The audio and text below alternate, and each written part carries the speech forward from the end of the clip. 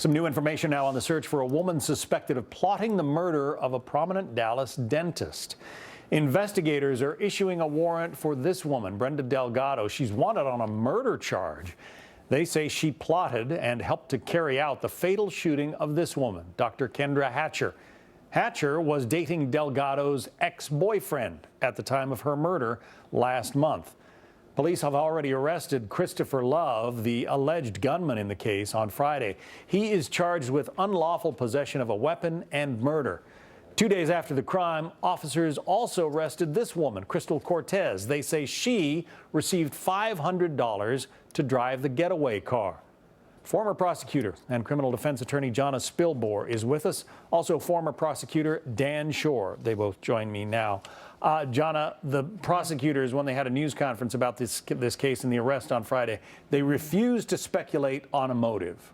Do you want to speculate on a motive here? Sure, I'll speculate on a motive. This sounds like a case of the jealous and jilted lover going after the new lover, because reports have said that the old lover was apparently upset that her ex-boyfriend had brought this now deceased dentist home to meet mom. And you know what that means, John. That means that their relationship was getting serious. But the guy who's under arrest as being the trigger man, according to prosecutors, he still had the murder weapon on him. I mean, they matched the ballistics. You would think, why would you still have the weapon on you and you could get rid of it at any point? But I've seen this in other murder investigations that I've been a part of, where someone shockingly has the murder weapon sometimes on their person days or weeks after a crime. It's reckless, and fortunately people mess up, and that's how they're caught sometimes. Well, this woman, Brenda Delgado, is the woman who is apparently the jilted ex-girlfriend. Police have asked her to turn herself in. Here's what they said at that news conference.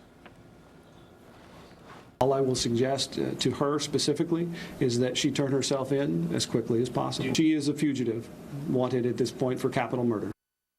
Yeah, capital murder charge. The alleged trigger man is in jail on $2 million bail. I mean, this is a serious case. How likely is she to turn herself in? She's not going to turn herself in unless she gets a lawyer who says, look, you might have a chance at some sort of leniency if you cooperate, at least initially. Or she's not even in the country right now. Because what people don't understand is whether you hire the person, you drive the getaway vehicle, if you're a co-conspirator in a capital murder case, you are just as guilty as the person who pulled the trigger.